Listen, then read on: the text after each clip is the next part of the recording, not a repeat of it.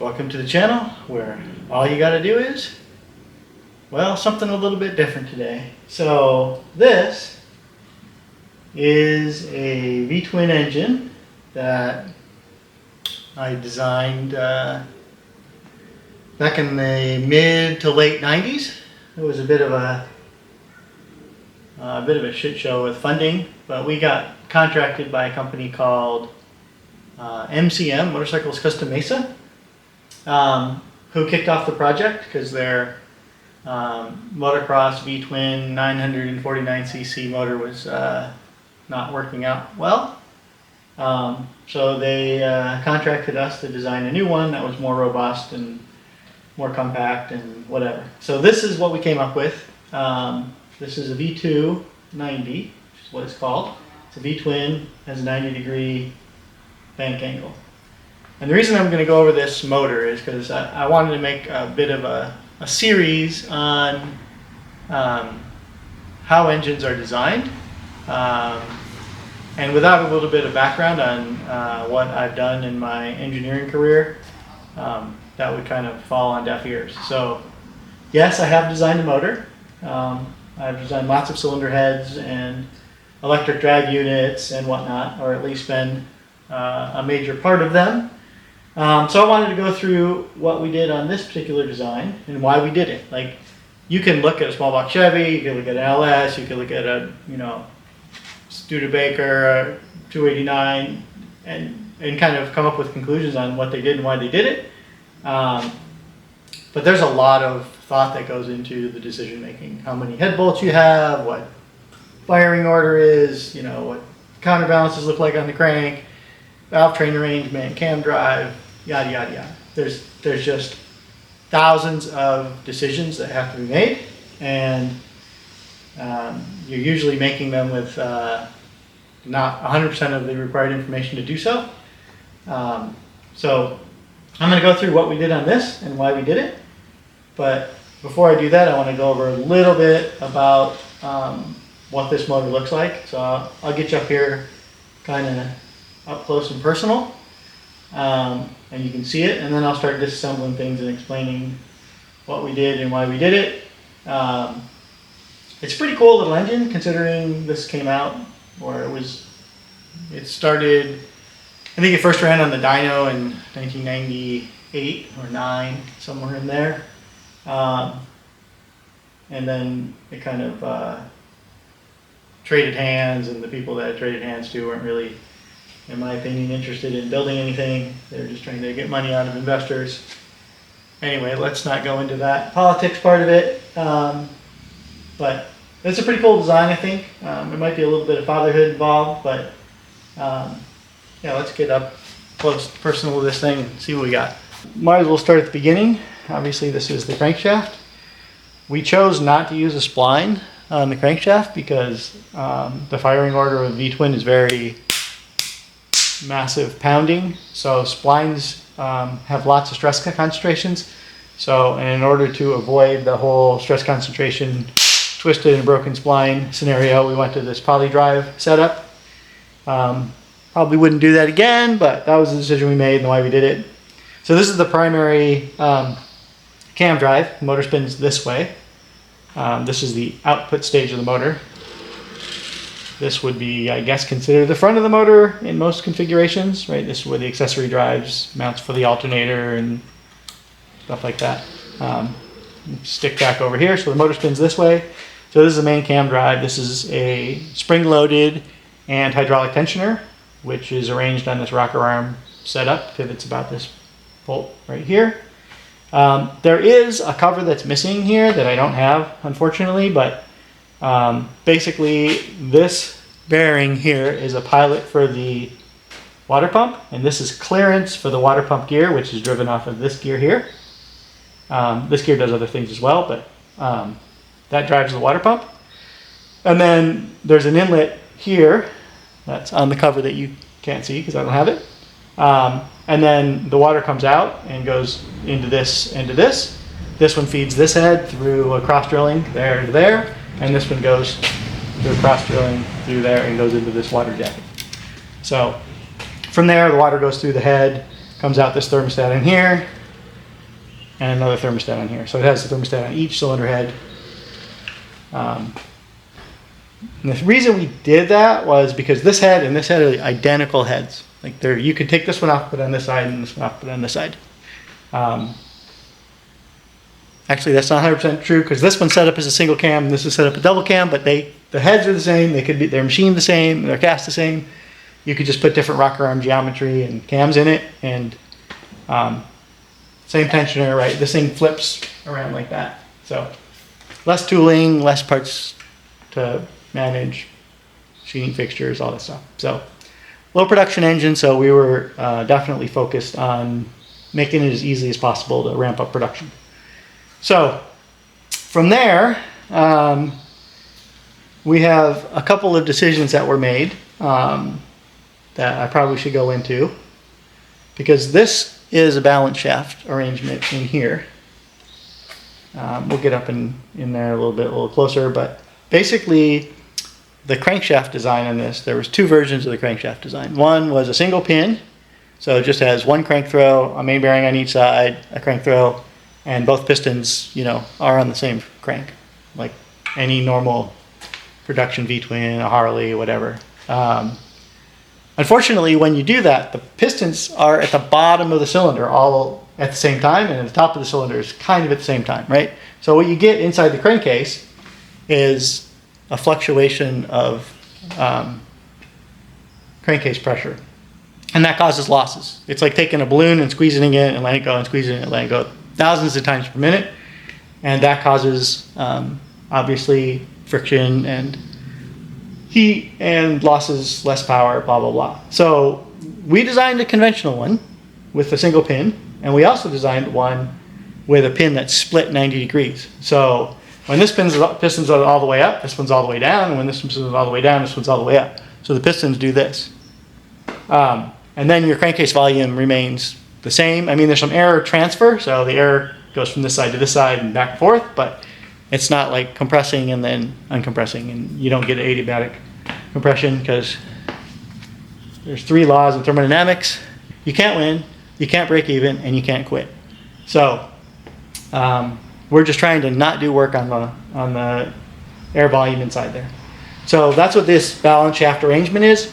And you can balance the primary imbalance, you can balance out with the 90-degree split pin, but the secondary balance is still there. So these balance shafts, these particular balance shafts, are 2-to-1. So I don't know if you can see it, but this gear is big and this gear is little. So we'll get you up close and personal in here a little bit later, but basically the way this works is this is driving at engine speed. This is a 1-to-1. And then this shaft goes to this side, which drives this big gear. So this big gear drives this little gear over here that drives this double speed. And then there's another set of gears that are 1-to-1 ratio from this balance shaft to this balance shaft.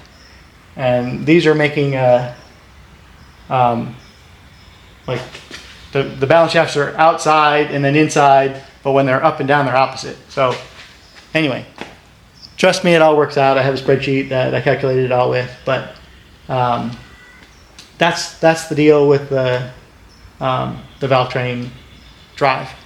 And then there's a conventional tensioner here, which is again spring-loaded and hydraulic, actuated with a little ratchet in there, standard motorcycle kind of thing.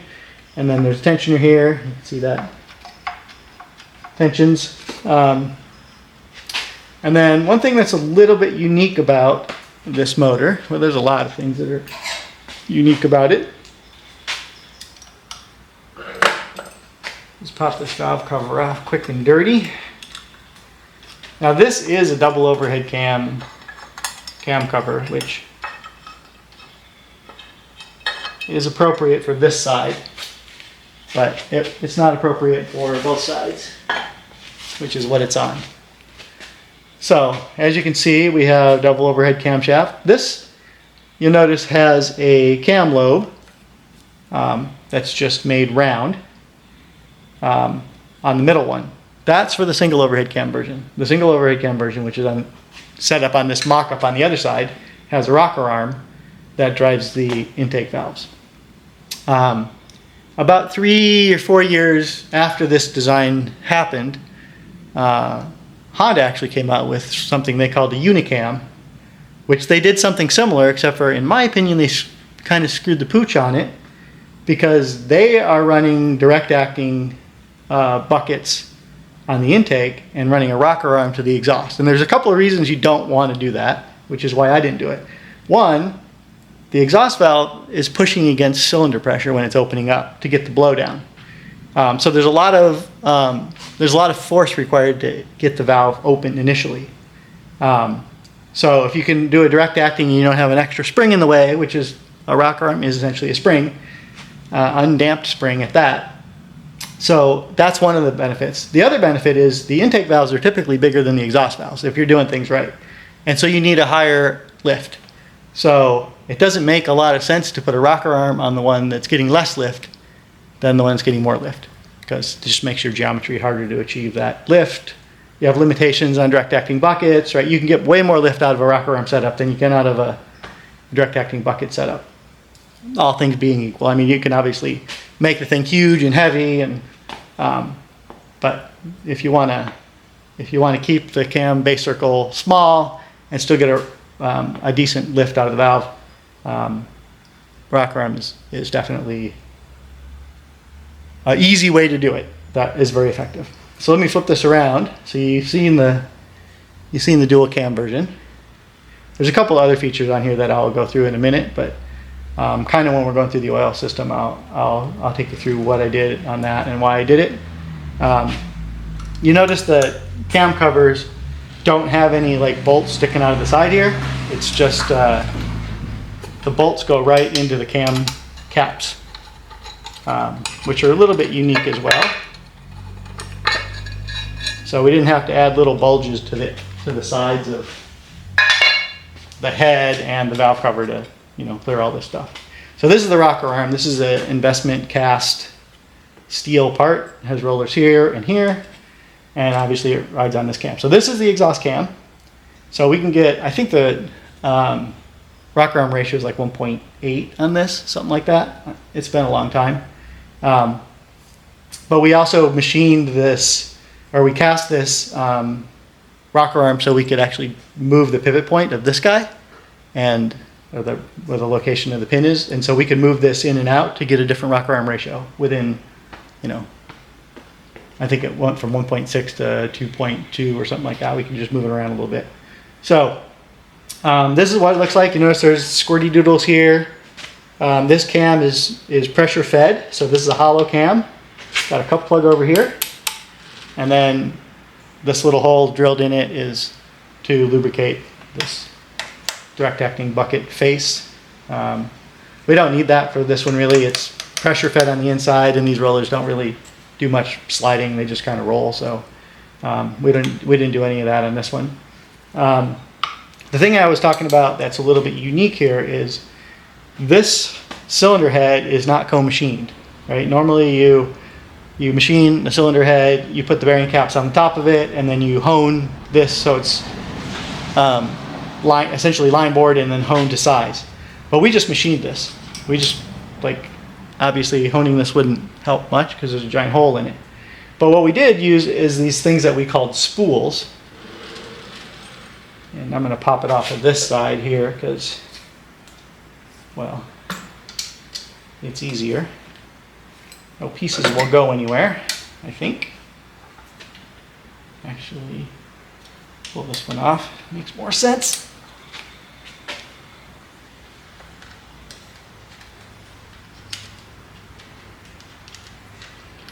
So this again is just a machined cap. Like you could extrude it and then just slice it and drill some holes in it, right? This is nothing precision about this. So this is just a machined out of a piece of bar stock or tube, and it's a stainless steel spool, and you can see this is a feed for the oil. Like you can put this any location and this channel will let oil get to it. So when you put this thing together, you just slide this spool. There's a drawn cup needle bearing inside here. You just press the drawn cup needle bearing into the spool.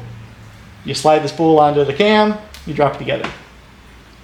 and then put the cap on, and then you're done. And you don't have to worry about, you know, the stars for oil, whatever. You ruin you just throw a new, you know, bearing and throw this guy together and done. It's way easier to machine it, and it's cheap, it's effective. We also get needle roller bearings on the cam, which is less friction. So that was a nice feature. The thrust bearing is done through the sides of this spool. So theoretically, you could make a version of this spool that was critically tolerant the width for the thrust bearing, and one that wasn't, but we just made them all really close tolerance, so you could just mix and match them, and you didn't have to worry about putting the right one in there. But if you went into really high production, you could do that. Yeah, we never were planning on really high production. So you could also like machine this stuff off, but we wanted to make it as universal as possible. So you could just make one thing and build whatever you wanted out of it. So a couple other little features of this is the trigger for the cam, for the so you know when you're on the compression stroke and when you're on the exhaust stroke. You need to know that so you can do your sequential injection and stuff.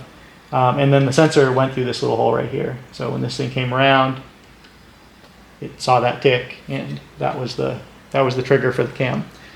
This side, there's a similar hole, and the way this worked is there's a little rod that goes in here. And when you engage the starter was mounted on like a torsion spring. And so when the starter got torque on it, because of compression and friction on the motor, it would pull a cable, and then it would rotate this and open up this exhaust valve a little bit as a compression release. So you didn't have you don't need a gigantic starter. It has a, just cracks this open just a tiny bit, and then you have some compression release. That wasn't going to work with hydraulic lash adjusters, but depending on where this thing stops, it could hold this one open and that won't do anything. But with a solid lifter, it would work. So we added that feature knowing that was a compromise. Let's go back and look at this rocker arm setup. So this is, again, this is just machined when this rocker arm pivot is just machined. There's a needle roller bearing in here and here, and then you just slide this in, push the pin through, and then there's a locker, like a set screw, a grub screw here. And then this little hole here is so the oil splashing around in here will get caught, and that lubricates the bearings. So that's pretty much the head. I do have a block casting and a cylinder head casting laying around here that I can show you a little later. But this port flows about 300 CFM out of the box with a 95 millimeter bore size. So it's a pretty decent flowing head, especially for the time. So we didn't really do a lot of development work on this because people we were working with kind of ran out of money and motivation, I think. But subsequently, the guy that owns this whole motor design now has built some more motors. He's got one driving around in a 356 Porsche replica, and they put a turbocharger on one of these that made, 200-ish horsepower in the dyno. So it's a stout little beast. A little bit of boost, it really makes some power. So I'm going to start. Let's look at let's look at this side of the motor now, because we haven't yet. But this is essentially the front of the motor if it was in a passenger car, right? Is that way. So this here is the oil pump. You can't really see what's going on there, but in real life, this would have a seal, and this would have a pulley on it, and you'd run your alternator, your power steering, your, all that junk. Water pump is driven internally, which it's good and bad, right? It's compact. You don't need a belt to it, but if that pump starts leaking, it mixes with water and oil. Not great, but we knew that when we designed it as a, there is a provision in that. I wish I had that cover, but fortunately they don't. There is a provision to let the coolant escape without going into the oil, but if it was a really, really bad seal leak issue, it would definitely not solve that failure mechanism. So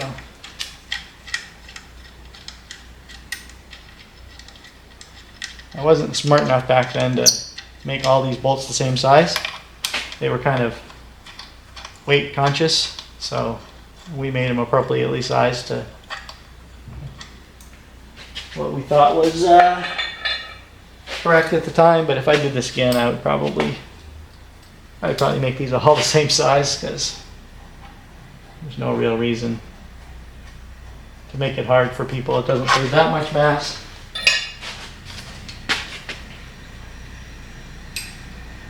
But again, sometimes you have customers and they, their priorities are their priorities, and you work for them. So this is an all metric motor, by the way. There's no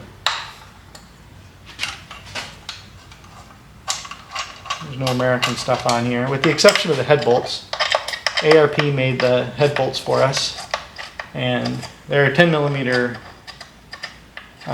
thread and shank, but they didn't have a forming die to make a 10 millimeter or 12 meter or any metric sized millimeter 12 point head on it. So they're 3/8, which is unfortunate, but when you're doing things on kind of a budget, you gotta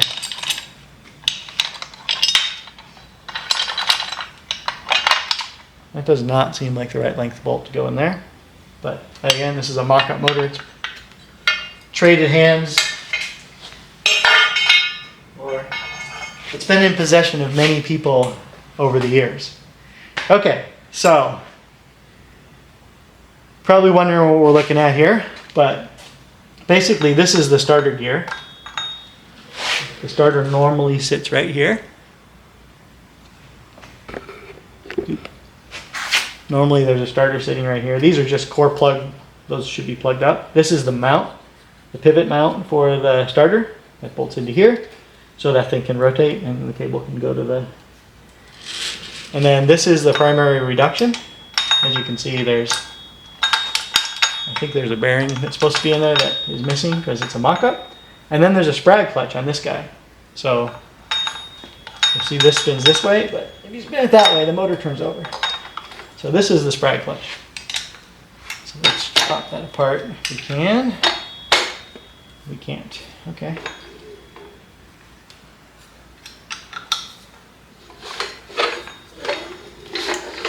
We can spin it over like that, so I guess that's fine. What I did want to show you was the oil pump, which is, this whole thing is an oil pump. Down here are the G rotors for the oil pump, which are about yay big. So it pulls oil from the sump. I'll show you that a little later. It pulls oil from the sump. It goes to the G rotor pump, and then it comes up through here, through these little channels, into the filter, and then out of the filter, and then it goes through this little channel right here. And there's actually a main gallery here and here. This one you can still see. There should be a cup plug in there, but this is a mock-up motor. And then this little bumpy right here is, there's a cup plug underneath that one. So those are the main galleries to the motor. So all the oil comes out of the pump through this casting. Well, this is a billet, but it could be a casting. Through the filter. So this filter, pump assembly, everything could be pre-assembled and just stuck on here. And it's got a couple of little bolts to hold it on here and here, and you're done. Like, you don't have to assemble anything on the engine line. You can just take the whole oil pump filter assembly and slap it on there. So that was nice. And then there's an O-ring that normally would be in this cover, which seals onto the main cover. So you don't have another seal there. So that's how the oil system works. And then those main galleries that come here and here, there's drillings in the block that feed the oil to the cylinder head and whatnot. A lot of the oil gets to the top of the motor by the chain though, right? It gets drug up here, and then the chain drags a lot of it to the top, but there is definitely pressurized oil going to the cams. All right, so I think I'm just gonna pull this guy off here. Let's pull this tensioner off.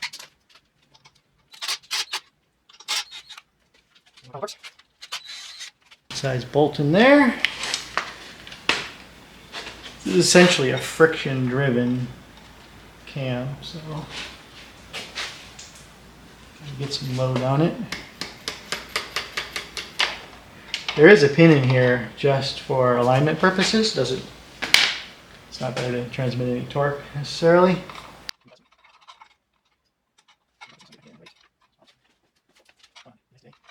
That's what that gear looks like. Cute little guy, I think. Again, might be fatherhood. So this tensioner, actually it's a slipper. We didn't have any fancy, so this is just made out of billet with some nylon screwed to it, prototype. And then this just has a dowel pin jammed through it that just sits into this little slot. So there's no actual, and then when you put the head on, or you put the valve cover on, it holds it down. And the other side, there's just there's a dowel pin pressed into the block. And that just slides into there and holds this in place. So there's no extra bolts to fall out, which is good. Bolts falling out, usually not good. It's one of the design rules I like to follow. Is don't have any bolts on the inside of a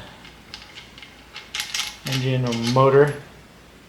Sometimes there's nothing you can do about it, but if you can strive for that level of cleverness, it's usually a good thing. So you can see it a little bit better what these spools look like. I haven't taken this thing apart in so long, 100 years. It was like 30 years ago I was playing with this thing, so proper tool. Screwdriver as a pry bar.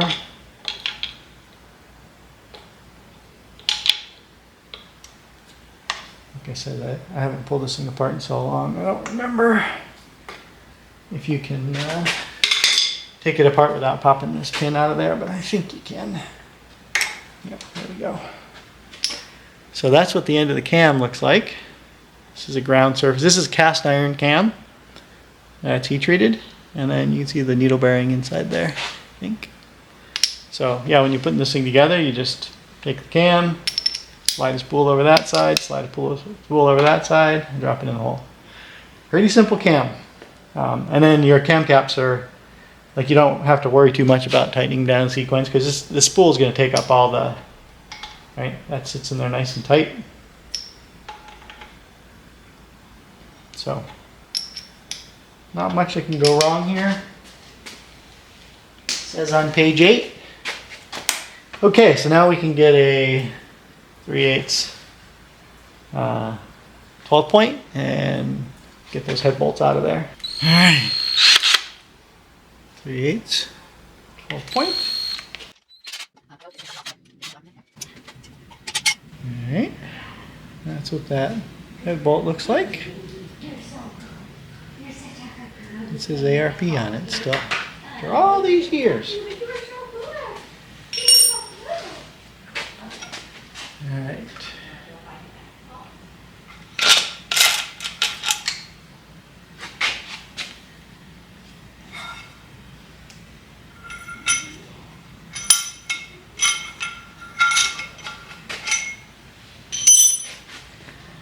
So there we have it. That's where all the magic happens.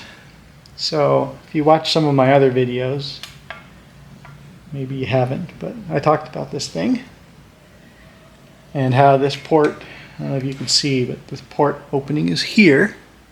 So there's a little bit of trajectory in that direction. And then this has got this little lump in here. So what that does is it gives it a little bit more flow going that direction, and then this stops a little bit of flow coming this direction, and that gives quite a bit of swirl. A few thousand RPM if I recall correctly. So this is the direct acting bucket. If I could do this over again, I would make it smaller because as you can see, that spring is tiny in there. But this is what was available in the late 90s. That was readily available. So 33 millimeter diameter. I don't remember the exact size. I think this is 37 on the intake and 31 on the exhaust.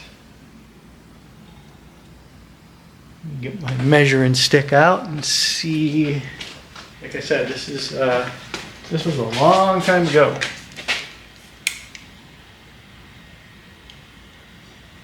Oh, 33 on the exhaust. 2.96. I'm going to call that 33. And 38.5 on the intake. So a lot of valve. This is a composite gasket, which looks like somebody's been in here man-thing it. I think this is probably we made 3 different bore cylinders, so it had actually had different cores. It was the same block, but it had a different core to make this bore a different size and to make the water jackets a different position. And we made that tooling for an 86, a 92, and a 95 millimeter bore. This looks like a 95 bore, but apparently they ran out of 95 gaskets. So now this is a 92. I stand corrected. So this is the mid-size bore. So essentially, we had bores and strokes for 750 cc, 1000 cc, and a 1200 cc. And those were the bores 86, 92, and 95. And then I don't remember what the strokes were, but they were whatever. You can do the math to figure out what those are. Or I'll put them up here on the screen. And this is probably a 95 bore. Yeah, this is 95. So the tooling for the cylinder head was all the same. All the external stuff was the same, but the combustion chamber had a different pattern and the ports had a different pattern, right? So you could run the same line and just change the cores. I don't think we did anything to change the water jackets in the head. It just ended up being a little bit heavier for the smaller bores, but we did have a different one for the intake or for the cylinder block. Yeah, let's poke around a little bit more. Get some in close stuff here. So this is a Nikasil cylinder. There's no liner, although we did make some. There's enough room to put a liner in there, but the plan was this was going to be an aluminum 356 block, A356 alloy for the block, and then Nikasil liners, or essentially a plating. These are the dowel pins, and then threads. Pretty long head bolt, right? It goes, goes pretty far along down the hole. Goes like to there. So lots of stretch on the bolt, which is good.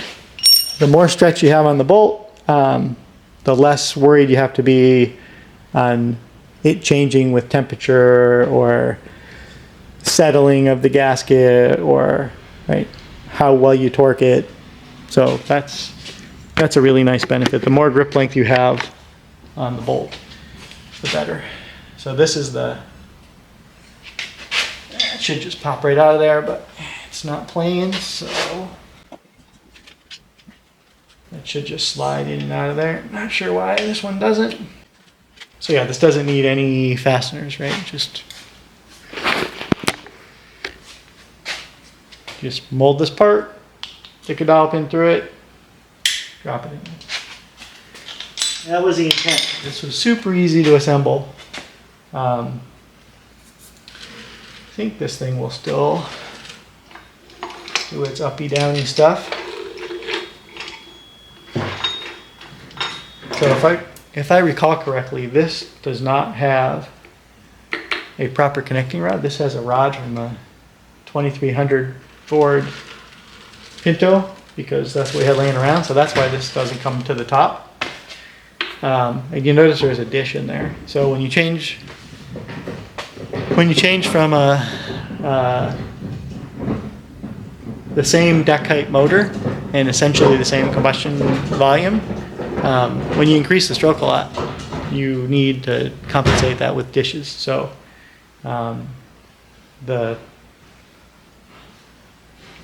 bigger piston, the 95 millimeter, has an even bigger dish in it, which I think I have one of those laying around. Let me go grab it.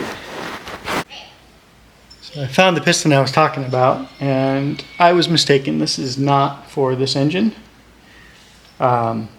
This is for a customer that we did a motor project for, making a 500cc motor into a 628cc motor.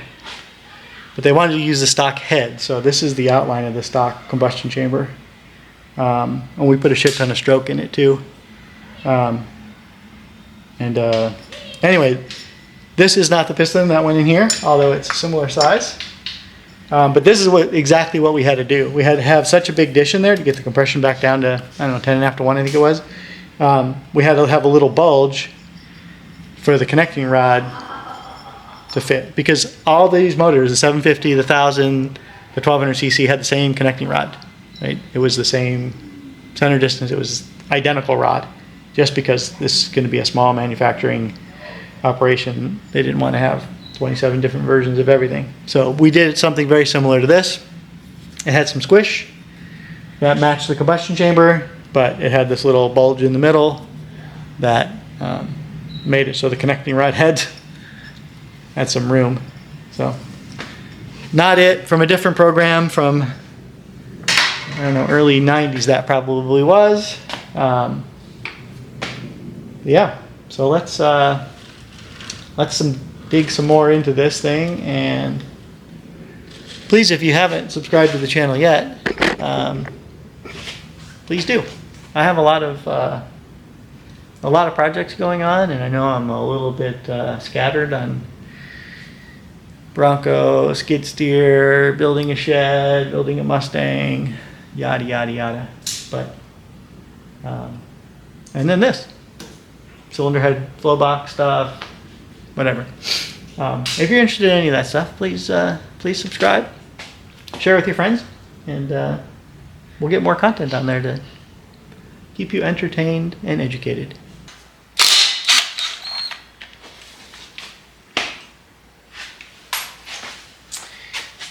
All right. This has probably been on for, well, 20 years probably.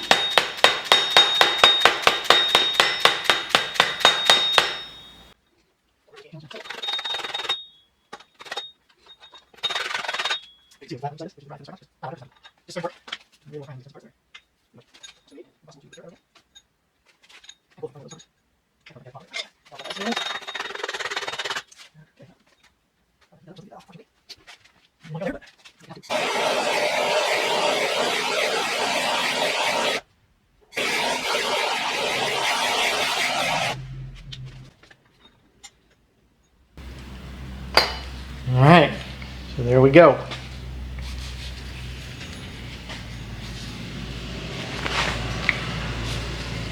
These Sprag clutches are fun. So I don't know if you're familiar with the Sprag clutch, but basically it's got a little lever in there, or a whole bunch of little levers in there. These are used on automatic transmissions quite often. And when you try to rotate in one direction, those levers get jammed. They like kink inside there and they can't go anywhere, but the rest of the time, when it's spinning, they just fling out and they don't touch this. So when this was running, this would be driven. This part is driven by the crank. And this part's just stationary. And when it flies out, when these little things, the center of mass is such that once it gets to a certain speed, they lift off and they don't touch anything. And there's a needle roller bearing in here that rides on the crank right there.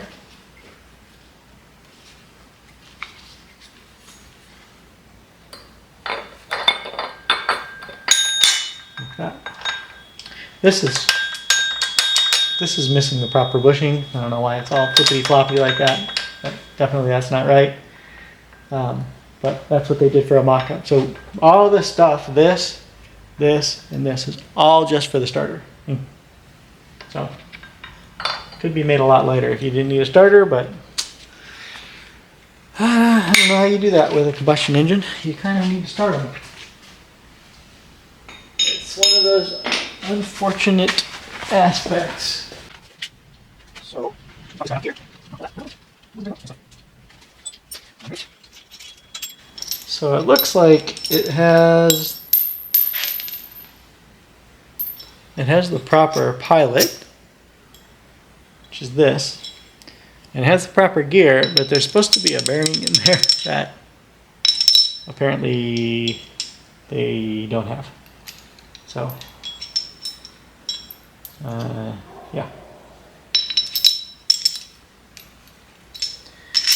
Not surprising. This probably, I built this thing for my own personal, to put in the kind of the, when you walk into my shop, my Allen Engine Development place, it was just kind of on display. And then when I closed Allen Engine in '95, the guy that owned the motor, he asked me if he could, borrow it, whatnot. And so I just recently got this back from him like a few months ago. So, he's still optimistic that he's going to do something with this motor, but he's like 90 or something. So I don't know why he doesn't just like relax and stuff, but he's not that kind of guy. So anyway, let's pull this guy off. I think we can see the G rotor in here now.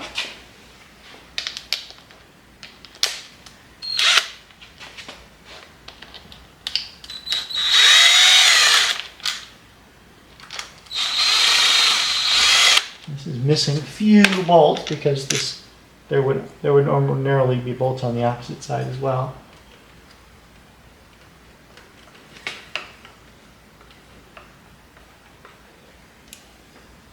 I'm sure it has been a while. Oh, I just remembered. There's an oil pickup down here that you can't get this off until you take the oil pan off. So anyway, my bad. Should have remembered that, but I didn't. But as you can see, this whole piece can be pre-assembled, and then it slides on, and it's kind of located by the crank, right? But I think there's dowel pins in here as well that locate it.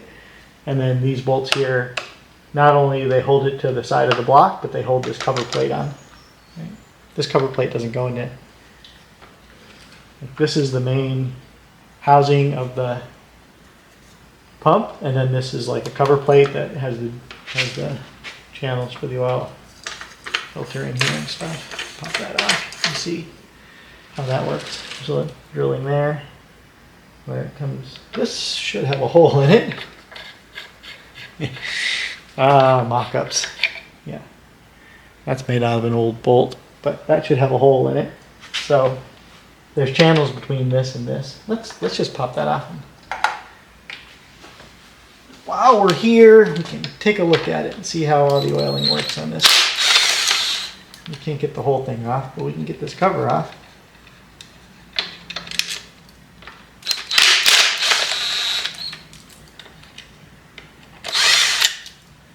Hex drives were in style in the 90s someday. There we go. So that's the cover. So you can see where the pump is. Obviously this didn't have any oil in it, so that's kind of scuffed up a bit, but there are G-rotor gears. Pretty narrow. I think we made 3 versions of these. I think we made like a 5, a 7, and an 8 or something like that. So that's the G-rotor pump. And then as you can see, there's channels in here. There's a bypass valve that this little chingadera goes to. and then the oil comes through this geoder, goes into there, goes to the filter, outside of the filter, and then when it's done filtering, it comes through the middle, and then it goes to here and here, which goes to the main galleries through the motor on the left side and the right side. Unfortunately, I can't take this off because, well, you know, the oil pan is kind of there. So anyway, I think that kind of explains it. Should be easy to put back together because all the parts are just laying there on the floor. Nice.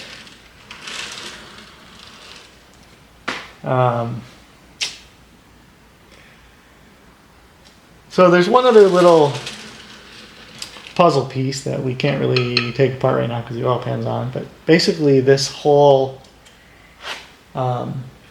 assembly for the balance shafts is kind of a cartridge, right? You just plop it in there, and then this billet plate, these are actually shoulder bolts, these three here are shoulder bolts, and the same thing on the other side. So that can be pre-assembled, and then you just plop it in, tighten the bolts up, send it down the line. So it's made to be like, there's stations that build subcomponents, and then the main line, they just like plop the subcomponents on. They take a built cylinder head, they drop it on. They take a cam thingy, they drop it on, right? So that was the deal. Oil pump, same works. So trying to decide which direction I want to go now. Maybe I'll pull this head off and get this down to a short block, and then we'll flip it upside down and take the oil pan off. So that seems like as good a plan as any.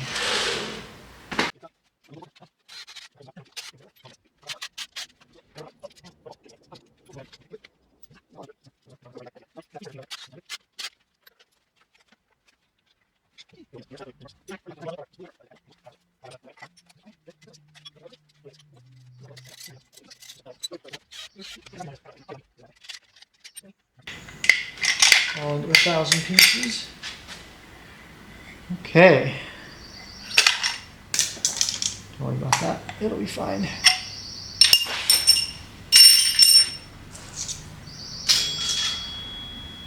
So this one's a little bit more cutted away. It looks like this had a little problem getting machined. Probably, yeah, it's got a little extra. No extra charge machining on this one. So this is obviously a setup pad or something. So, but you can see inside here, you can see where all the cooling jackets are. You can see the nice D-shaped short side. You can see light coming through the valves because obviously this thing's not aligned anymore. But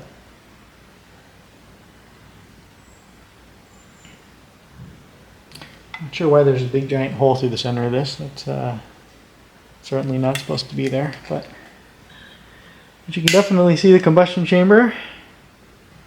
Looks like the wrong spark plug, or the spark plug's not in all the way. Probably not in all the way. And that bucket is acting on by gravity. Cool. So we're getting down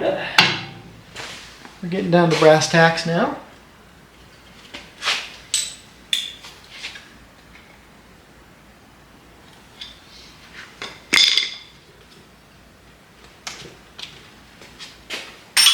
Exactly the same stuff on both sides, so I'm not learning anything. This is obviously the same size bore as that. You can see the water jacket. We also, what we did on this water jacket, let me get you up close and personal here, is these cores are all made out of sand.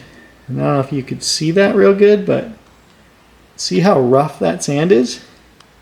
We specified to the foundry to use a really, really coarse sand on that. And what that gets you is now this just on this core, right? Just on this water core. And what that gets you is a really, really shitty surface finish. So it has a lot of surface area and transmits heat really good. So the other little piece of information on this water jacket is it only goes down that far. So you don't really need to cool the bottom of the bore. Yeah, I think the screwdriver reaches all the way to the bottom there, and so it's about halfway down the hole is all it is. So, and if you look at the side of the block, let's see how we're gonna do this. If you look at the side of the block here, you can see that's water jacket there, and that's just cylinder there. So you can see the water jacket only comes down to this far. So it wasn't an accident. We did that on purpose. There's no use having all that extra water in there to cool nothing, right? So there is reasons to not want coolant there, right? Tribofilm, activation temperature, whatnot. That's a different story. But maybe that'll be a video far, far into the future. So anyway, that's this thing spins over nice and the exception of getting the chain all wrapped around itself. Spins over very free now. There's no giblets in there to hang up, so no valves to push open, no pump to spin around with no oil in it, yada yada yada. So I guess we'll pop this guy off now, which is our tensionator.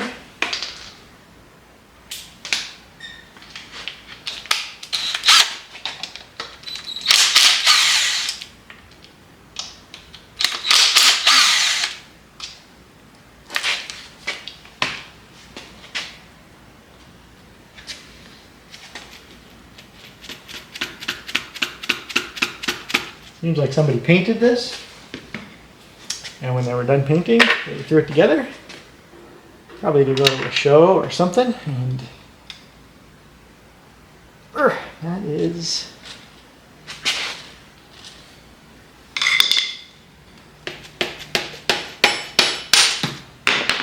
gonna hit the floor. So yeah, this is just a standard clicky tensioner. It's got a little ratchet built into it. You can release the ratchet by pushing this little thing back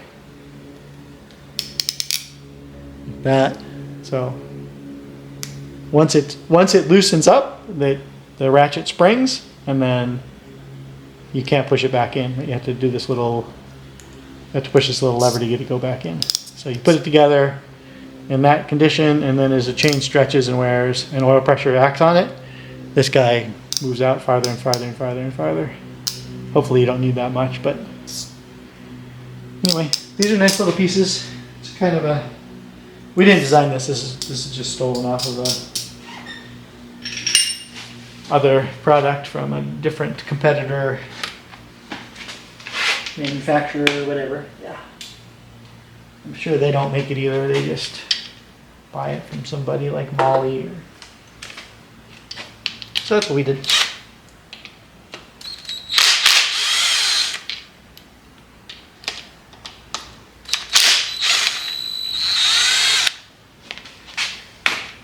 Yeah, that is definitely not the right bolt.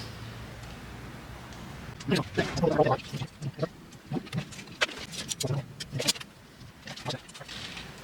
pull this gear off too. This is just on the dowel pin. Well, sorry, not a dowel pin, a Woodruff key. You can see that? So that just sits in a little groove. And surprisingly enough, we actually have timing marks on these gears. I don't remember what they line up to be honest, but how hard could it be to figure out? I figured it out once. Okay.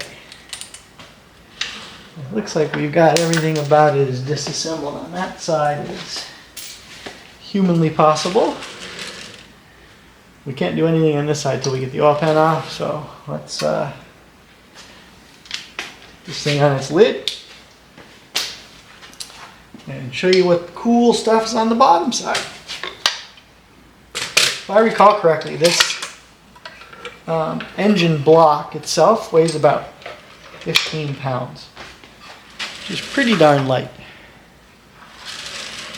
So I'm not sure that's going to work. Tip this.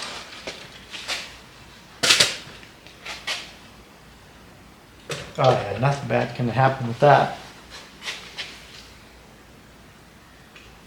So, I haven't really gone over the oil pan, but one of the things that they wanted to do on this particular engine is use it for snowmobiles, because in the late 90s, Yosemite was discussing outlawing two-stroke snowmobiles in the entire park, which if you want to go riding there, you better have a four-stroke. So that was one of the markets that they were really, really going after. And so we tried to make this oil pan as from a top to bottom standpoint, because they wanted to just take the sled and take the two-stroke out and put a four-stroke in. But if you know anything about two-strokes, there's no cylinder head, there's no valves. There's just like a cap with a couple of fins on it. So they're really short in Z. So they wanted to make this thing as short as Z as possible, which we tried to do with the heads, but overhead cams, you're limited by what you can do. So instead of taking it off the top of the motor, we took it off the bottom of the motor. So the motor is very, like, there's the crank, and 2 inches below the crank is the bottom of the motor. So, so we did some kind of, I don't know if it was clever or not, but we thought it was at the time, or I thought it was at the time. So this is the oil pickup. So don't worry about this hole. This is, somebody decided they were going to drill a hole in it and mount it to the display thingy. So that's what that hole is. But this has a screen just to catch zip ties and stuff. And then there's channels that go through. I don't know if you can see here, but pop the screen out of here. There's a little channel right there. So this is just made out of billet, but a Woodruff cutter comes in like that and opens up there and there.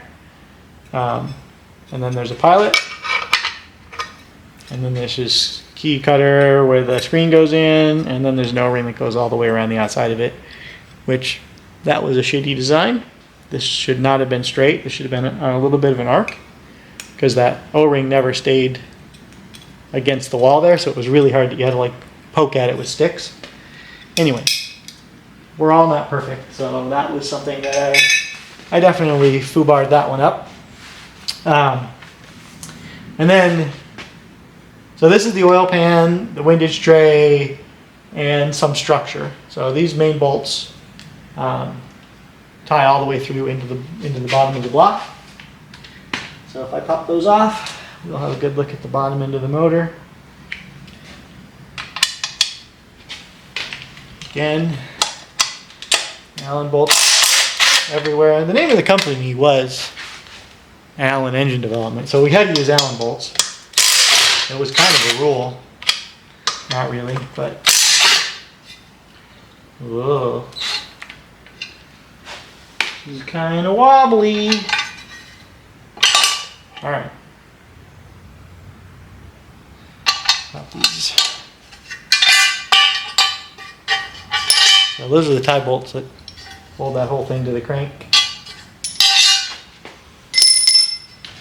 And this is the giblets inside. So you can see this is part of the windage tray. Right? This is like scrapers, and the crank spins this way, shoots it into this sump. And then the inlet, the oil pump goes into this. That's the reason we couldn't get it apart, because that's the inlet for the oil pump. And then this kind of keeps the oil from cascading over into here, but some of it will definitely drain back from the heads and then get picked back up by the chain, and then these are drains to get it back into the bottom. So there's really a lot going on here. There's a nice part of the scraper there. So this is doing a lot of things, right? This is the starter mount. Yeah, some windage tray, oil pickup, just 8-10 things going on in that single casting. It's the the drain plug. There's also this hole here is for the sight glass, so you can see how much oil's in it. Make sure it's full and all that stuff. So, okay, so now we can pull this oil pump off. It says on page 8.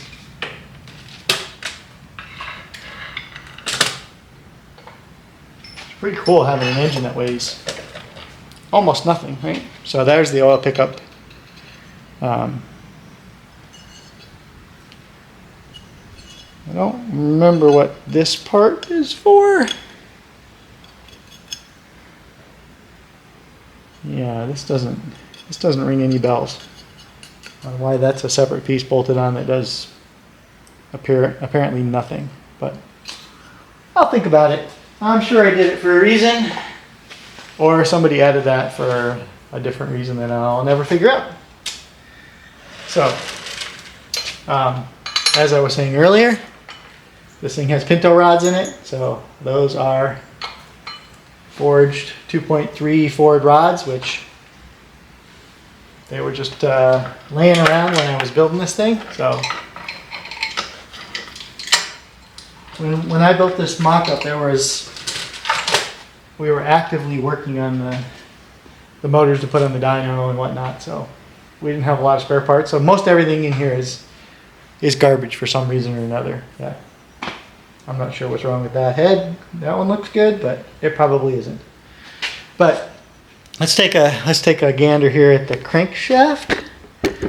So this is an investment cast crankshaft, and you may notice, if you're astute, you may notice that this is a full circle crank.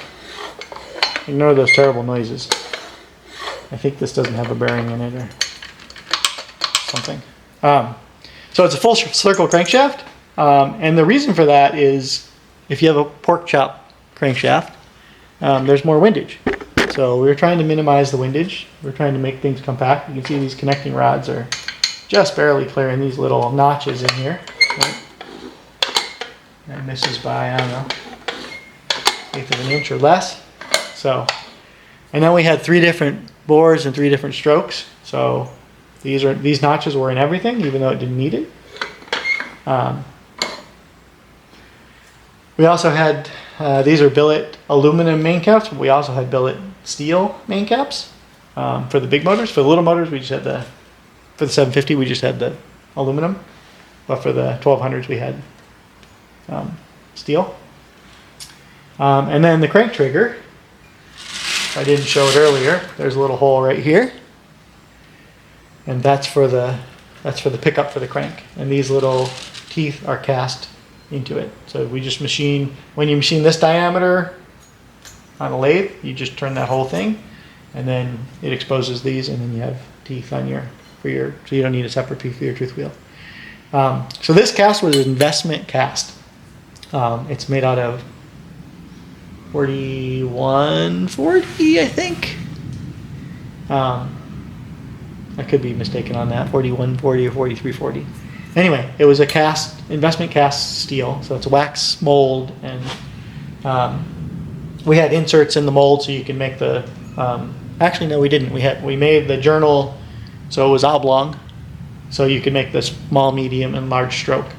And then we did have changes in the casting so the counterweight was different for the different, so there was a little bit different tooling, but I think we just machined the connecting rod journals from an oval to the round shape at whatever radius we wanted for that stroke.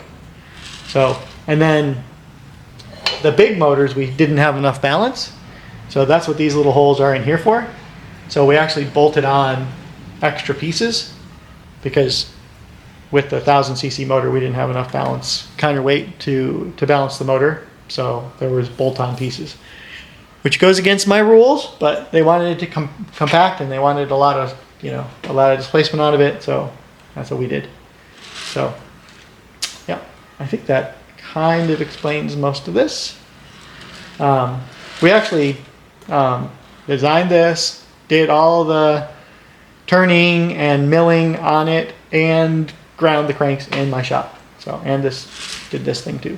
So we did pretty much all of this. We did this block on a vertical mill with a 4th axis. We machined the cylinder head same way. So yeah, we did all this stuff in-house. I don't know why I keep saying we, because most of it was myself, and my brother worked for me there for a while, so the majority of the work was us two, I would say.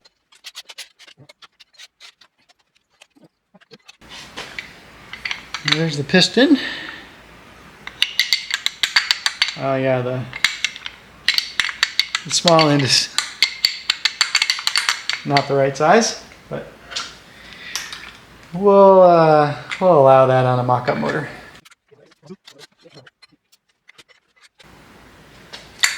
Yep, same problem.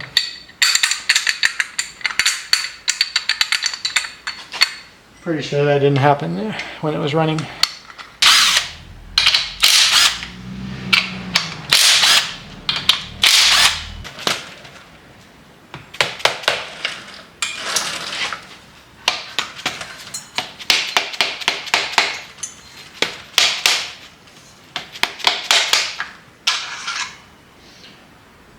Yep, some green old grease in there.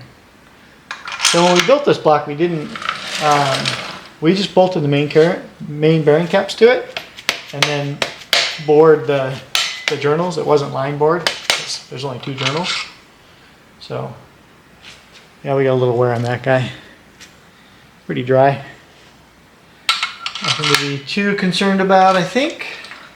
Got a not so round tree stump over here.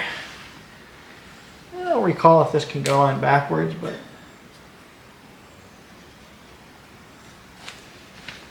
I don't think it can. I could be wrong though.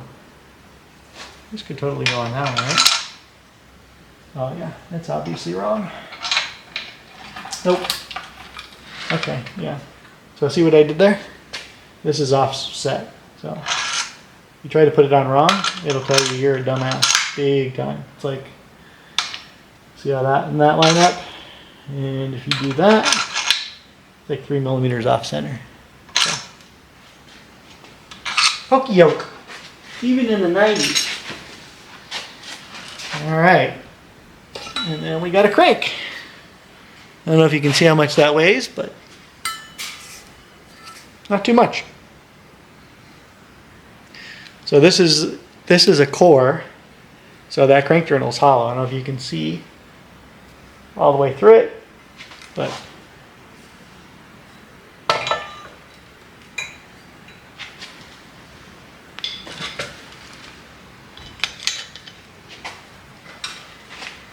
all the way through. And that's not accessible to machine it, but since this is made as an investment casting, that core kind of dropped. These are the core prints. This is what holds it in position when it's being cast or when the mold is made. Investment casting is a little different. It's like you make a wax, puzzle pieces of wax that come out of individual molds, and then you kind of melt those all together with some hot glue guns, kind of soldering iron, sort of, and then you pour multiple. You dip that wax into a slurry of ceramic, and then you pour metal into the ceramic. So it still needs a mold. It's just the mold is making wax instead of making sand or actually pouring metal into it. So we're getting kind of down to brass tacks here. So all we have left is the balance shafts. Kind of pull these chains out of here.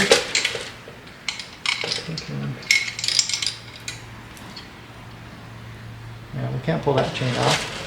But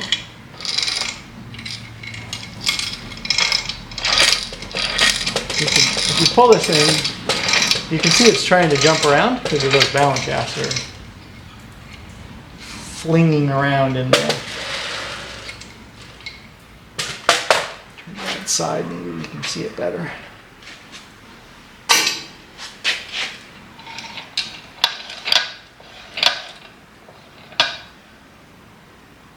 See, both of those are forward. Now both of them are that way. So it's making a, and the top and the bottom kind of cancel out, but they're offset by this much, so it gives a little bit of rocking couple. But anyway, everything you do is a compromise, right? So we compromised with a single pin. We compromised the compression on the inside of this combustion or the crankcase area because the volume is so small that it's going to be significant losses.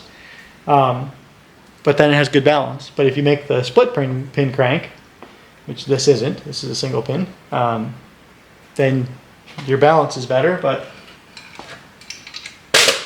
now you got that, that couple. So second order imbalance, sorry. So anyway, let's pop this guy off. There's not much left. There's not much left to remove, honestly. So I think we can leave. Now we gotta get the chain off, so we gotta get this side off.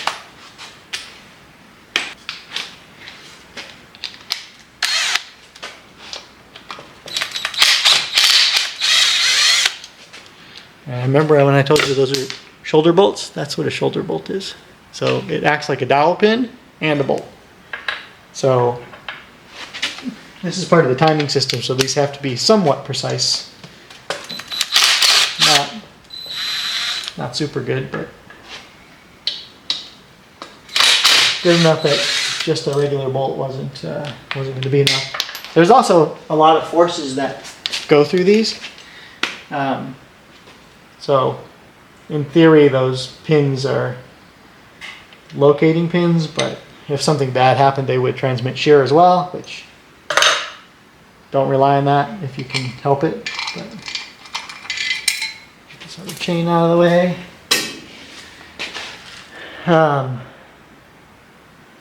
So now you can see the 2-to-1 step up, right? So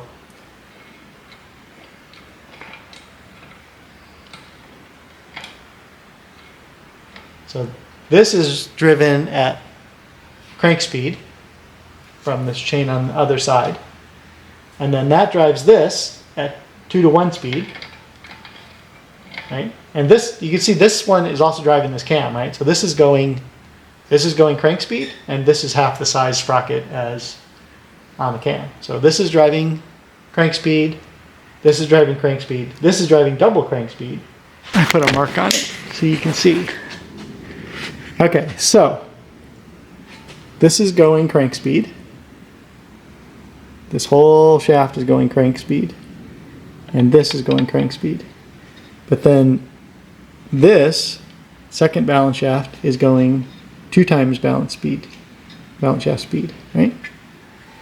However, that's only driving this balance shaft.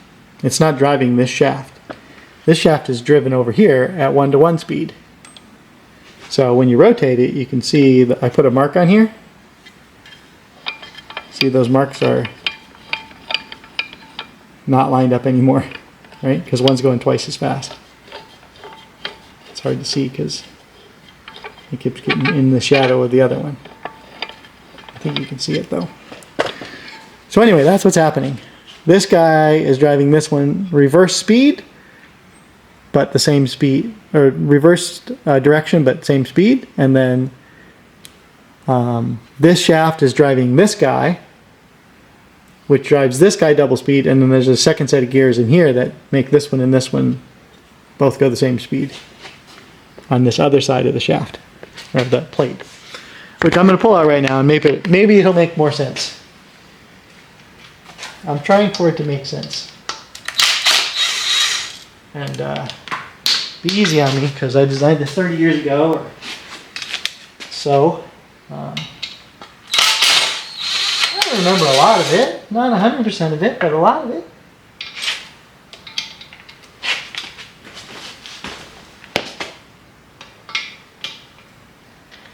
Okay, that's not going to make it.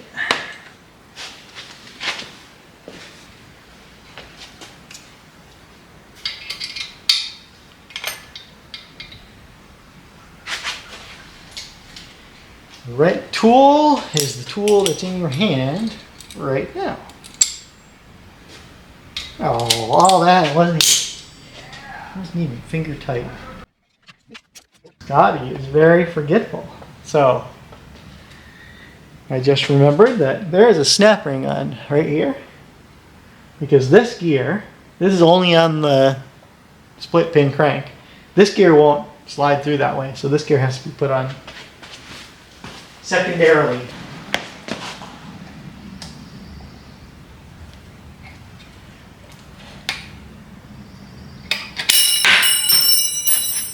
It's more of a boing ring than a snap ring. Technically, the snap ring is when they're going on, and they're boing rings when they're coming off. So, tappy tap tap this.